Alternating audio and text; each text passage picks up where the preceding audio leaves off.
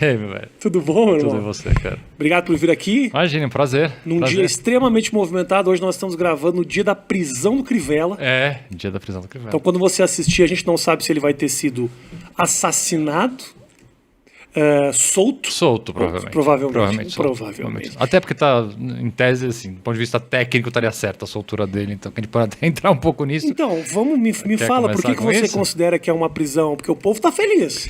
No Twitter tá bombando a alegria hoje. As pessoas esquecem que a lei tem que ser a mesma para todos, para quem a gente gosta e principalmente para quem a gente não gosta. Né? Porque só defendendo a lei para quem a gente não gosta que a gente pode fortalecer e defender a lei pra gente, inclusive, para quem a gente gosta. A prisão dele, enfim, ela é, assim, vou usar uma palavra que resume tudo, ela é ilegal. Por que ela é ilegal? Porque ela é uma prisão preventiva. E para quem não conhece, o que é a prisão preventiva? A prisão preventiva é algo extremamente excepcional na nossa lei. É o que há de mais excepcional no Código de Processo Penal, uma prisão preventiva. Porque você está prendendo alguém antes de uma sentença condenatória. Então é alguém que, em tese, ainda é inocente. Seria uma prisão para evitar riscos que ele traria à sociedade. A lei... O Código de Processo Penal especifica bem em que situações você pode decretar prisão preventiva. Não vou ficar aqui no muito juridiquês, mas está lá escrito na lei. E isso é excepcional, como eu te disse. É só quando aqueles requisitos que a lei explica, que a lei diz de forma bastante clara, estiverem presentes concretamente, ou seja, precisa ter alguma coisa concreta que indica aquilo ali. Vamos usar um exemplo fácil. A lei fala o seguinte: você pode decretar prisão preventiva de alguém porque você tem que garantir a aplicação da lei penal. O que significa isso? Vou afastar um pouquinho de você aqui, vai lá. Se o sujeito pode vir a fugir.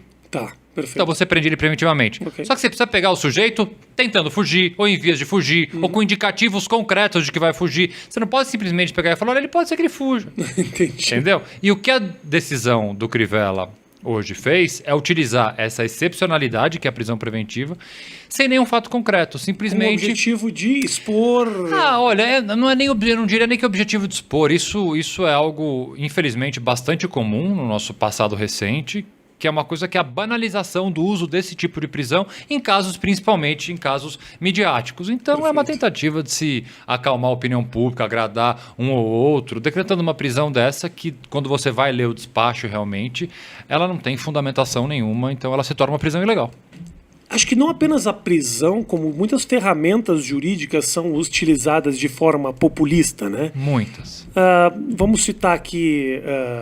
o impeachment da Dilma, talvez, a própria prisão do Lula. Não estou aqui simplesmente para defender a esquerda, acho que as pessoas que cometem os crimes precisam ter as suas punições, mas a cadeia e esse exagero, você sente que é simplesmente para brilhar na rede social, para punir. Mas a punição, a prisão, obviamente, ela é punitiva, mas o exagero, ele acaba sendo injusto, não? Injusto para todos os lados, por isso que a gente tem que criticar. Existe uma crítica que eu fazia, é da pessoa que é garantista de ocasião, né? Ele puxa a Constituição embaixo do braço quando lhe interessa, quando é aquela pessoa próxima, aquela que ela concorda, e para os inimigos o arbítrio, né? A Constituição para os meus amigos e para os meus inimigos o arbítrio.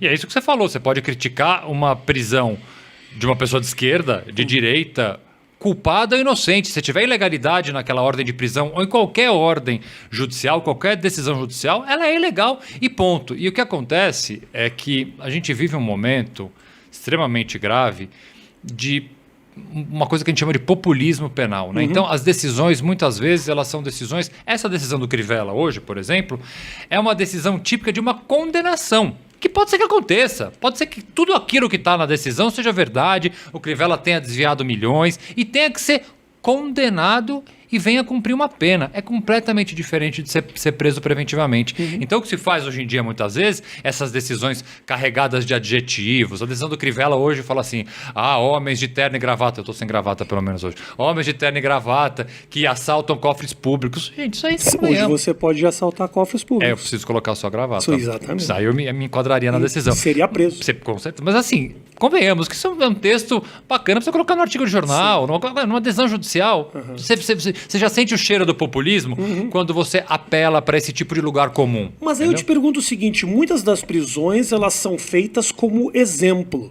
Você coloca um bandido na cadeia, obviamente pelo crime que ele cometeu, mas para dar um exemplo para a sociedade que esse tipo de conduta é um equívoco. Será que é tão errado assim colocar... Não quando ele está condenado. Se ele está condenado, a prisão, obviamente, ela tem uma tentativa de ressocializar, que convenhamos, funciona muito pouco no nosso país, dadas as condições do sistema carcerário, mas ela tem, obviamente, esse caráter pedagógico, didático, de sim ser um exemplo. Mas você precisa responder um processo, ser condenado e cumprir uma pena. Completamente diferente do que foi feito, por exemplo, hoje, especificamente com o Crivella, mas a gente pode citar qualquer outra pessoa.